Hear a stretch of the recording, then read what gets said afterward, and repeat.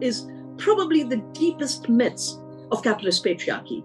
They replace creation in nature, creation by women, creation by peasants, and make it look zero, like it's not an economy. And only what can be extracted, the commodity that gets traded, is measured as high yield. So I started to work to show, this. If you look at the total output of a system, this is the low yield system. We work then on seeds. These are low yielding seeds because they're nutritionally empty. Why is food security so important? Because food is what we live by. Food is life. And everyone has to eat. Not everyone today is growing food, but it was the case that most countries were primarily agrarian countries before industrialism and industrial agriculture, and definitely before globalization. Everyone is frantic about the Ukraine war and Africa starving. But why is Africa dependent? Such a large continent, such abundant knowledge. Why are they having to depend on wheat, which is not their staple crop? It's the land of millets.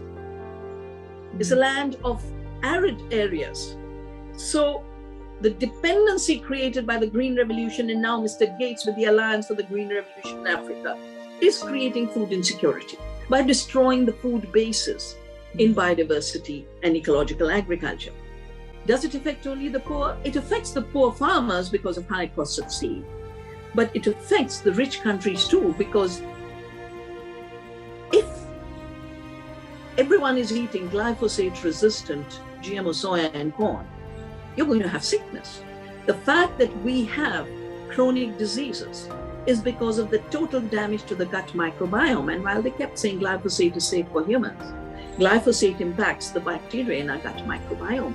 And now there is proof of how much damage glyphosate is doing. And I'm so happy that finally the courts of the US have woken up and said the EPA cheated in declaring this was safe.